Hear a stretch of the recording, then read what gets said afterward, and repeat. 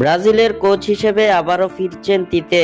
ফিরে আসবে ব্রাজিল ফুটবলের স্বর্ণযুগ। বিস্তারিত জানতে পুরো ভিডিওটি দেখুন এবং খেলার সব আপডেট পেতে সাবস্ক্রাইব করুন আমাদের ইউটিউব চ্যানেলটি ও ফলো করুন ফেসবুক, ইনস্টাগ্রাম ও টিকটকে। দর্শক, তিতেকে আবারও কে কে ব্রাজিলের কোচ হিসেবে দেখতে চান?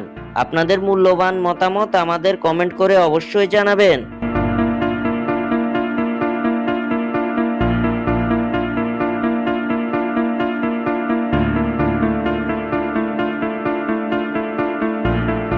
হারিয়ে গেছে ব্রাজিলের রাজত্ব।